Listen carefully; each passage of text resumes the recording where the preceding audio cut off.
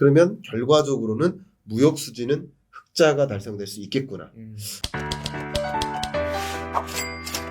네, 교수님. 무역 수지 현황 어떻습니까? 자, 무역 수지 적자 추이가 계속 지속되고 있는데요. 이 그래프 보시는 것처럼 11개월 연속 무역 적자입니다. 11개월 무역이 적자로 계속 유지되고 있는데 22년 2월을 제외하면 22년 내내 적자였던 거예요. 22년 2월만 반짝 흑자였고요. 계속 적자인 거고요. 이 23년 1월 기준 지금 추정치인데요. 이게 확정치는 아닙니다. 1월 기준 무역 수지 적자가 거의 확정적으로 예고되다시피 나왔고요. 그 적자 규모는 또 규모 면에서 22년 8월이 무역 적자 최대치였는데 그걸 또 갱신하는 흐름이고요. 이 무역 수지 적자 흐름이 외환위기 이후 처음이라고 말씀드릴 수 있겠는데 11개월 연속 무역 적자 이런 것은 IMF 외환위기 이후 없었던 거거든요. 근데 잠깐 IMF 외환위기 때 어땠는지 한번 보여드릴까요? 네. IMF 외환위기 때입니다. 제가 이거 일부러 그래프 그리느라고 어제 시간을 좀 들였는데요. 95년 1월부터 97년 5월까지 연속 무역 적자 29개월 연속이에요. 네. 그러니까 역사상 이 정도는 없었거든요. 근데 97년에 IMF 외환위기가 왔잖아요. 그러니까 무역 적자가 계속되는 이런 과정들. 이게 결국은 경제 위기의 어떤 시그널처럼 역할을 했었다. 여러 가지 시그널들이 있지만 무역 적자가 계속되다 보니까 그게 결과적으로 좀 외환 보유고도 줄어들고 또 단기 외채 의존도도 또 늘어나고 그러면서 단기적으로 자금이 막 빠져나가고 그런 외환 위기로 치닫게 되는 배경이 되었었다라고 하는 그 무역 적자 기조. 이게 29개월 연속이 최고치였고요. 이때 보시면 30개월 만에 플러스로 전환됐는데 다시 무역 적자로 지속됐어요.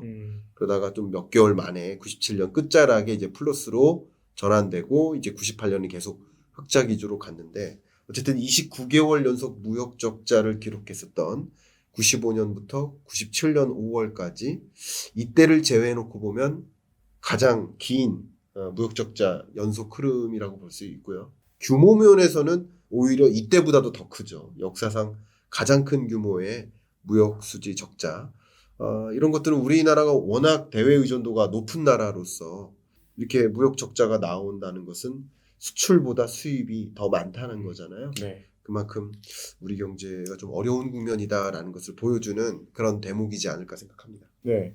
그렇다면 최근 무역 수지 적자를 면할 수 없었던 이유는 어떤 것인가요? 네. 그러면 저도 이제 이런 질문을 받았는데요. 23년에 무역 수지 흑자를 예상해도 되느냐? 네. 어떻게 전망하느냐? 그런 질문을 받았는데 그런 전망을 하려면 결국 무역 수지가 적자가 계속 나왔었던 그 배경을 살펴봐야 되죠. 그 이유가 뭔지를 판단해 보면 그 여러 가지 이유들이 무역 수지 적자를 야기했다면 그 이유들이 계속될 것인가 아니면 더 격화될 것인가 해소될 것인가 라는 것을 본다면 적자에서 흑자로 전환할 수 있는지 여부를 판단할 수 있는 거죠. 네. 그래서 무역 수지 적자가 나왔었던 그 배경을 살펴보는 게 중요한데 그 적자의 배경은 첫 번째가 원자재 가격이죠. 네. 보시는 것처럼 이게 역사적으로 제가 CEIC 데이터 플랫폼이에요. 이 데이터를 가지고 이 CRB 스팟 인덱스 추이를 보면 근래 들어 가장 높게 치솟았다라는 것을 확인할 수 있고요.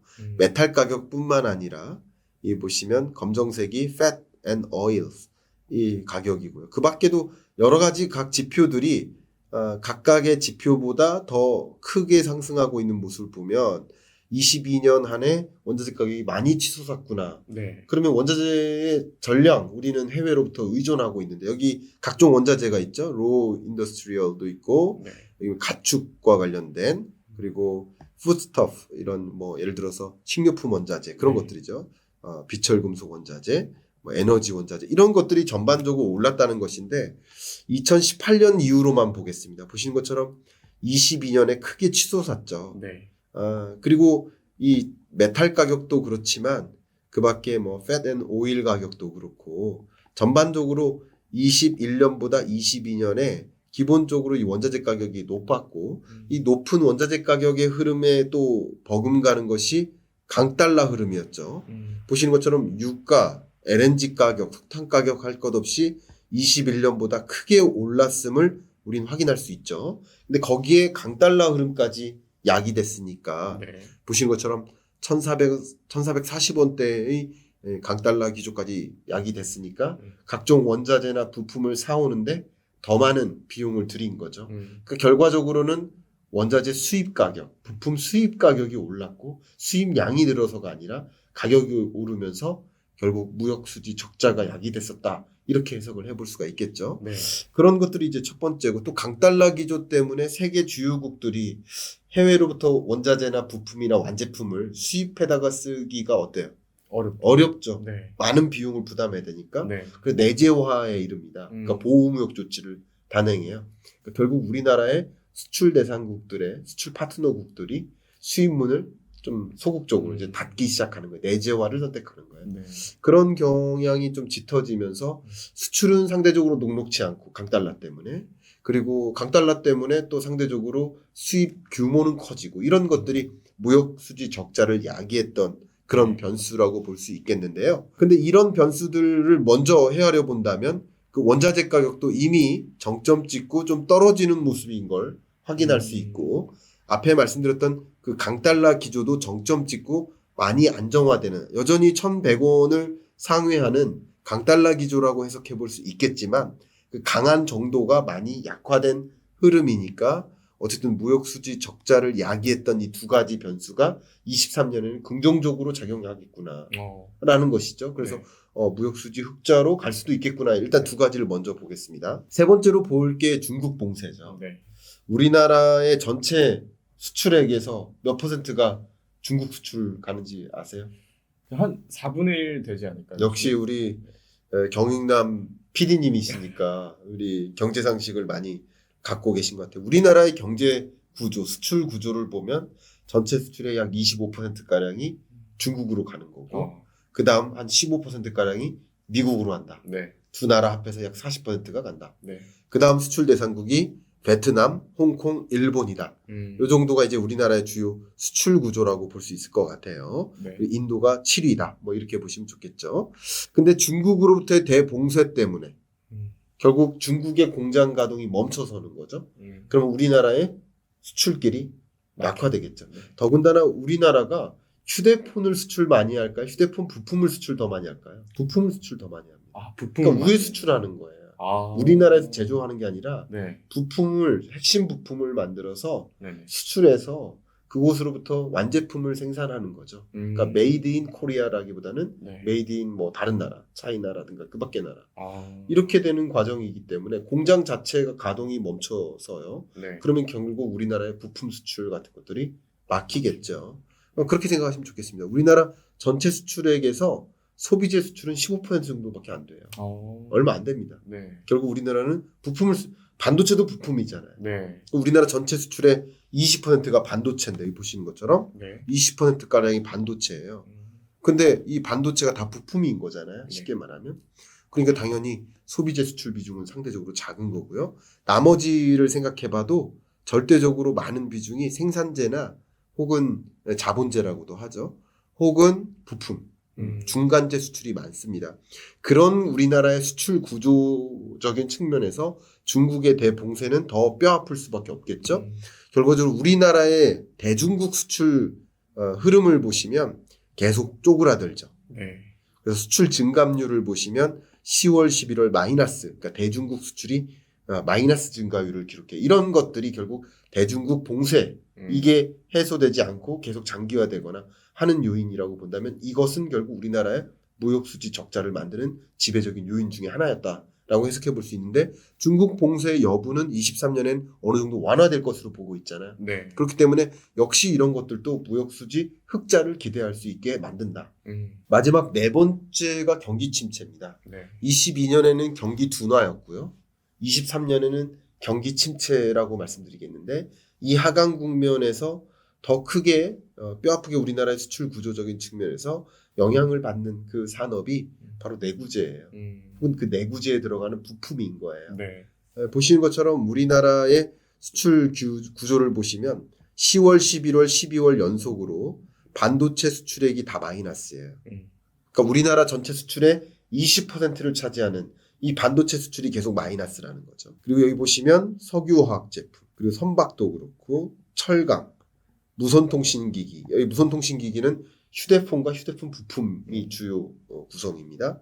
자동차 부품 수출, 디스플레이, 섬유, 가전, 컴퓨터 전반적으로 바이오 헬스까지 우리나라의 주력 수출 품목들 상위 20%가 전체 수출의 80%를 차지하는데 이 수출 품목들의 결국 경기 침체 국면에 민감한 이런 산업들의 수출 규모가 크게 위축되다 보니까 네. 우리나라의 수출이 그렇게 좋지 못했던 거예요. 그래서 무역 수지 적자를 기록한 겁니다. 네. 근데 경기 침체 국면은 23년에 더 뚜렷할 것이라고 보기 때문에 기본적으로 우리나라의 수출 규모가 22년에 많이 줄어들었지만 그래도 23년에 뭐 더 추가적으로 조정될 수 있겠다. 이렇게 생각해 볼 수 있고 이런 네 가지 요인들이 22년에 무역 적자를 만들었다. 23년 1월까지의 무역 적자, 11개월 연속 무역 적자 기조를 만들었다. 이렇게 해석해 볼 수 있겠죠. 네.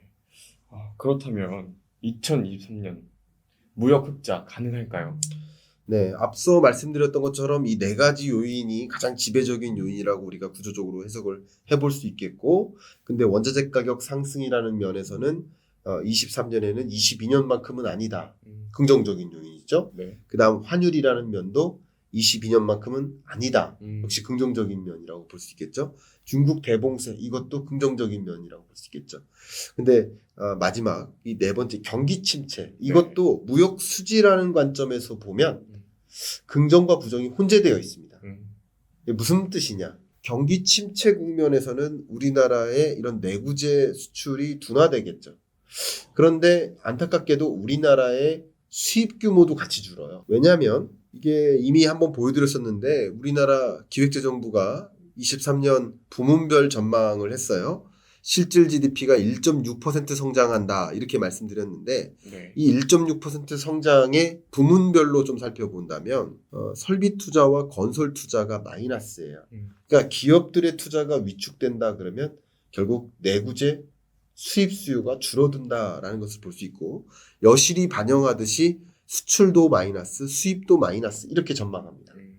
결과적으로 말씀드려본다면 23년에는 수출도 마이너스 줄지만 네. 수입은 더 크게 준다는 거죠.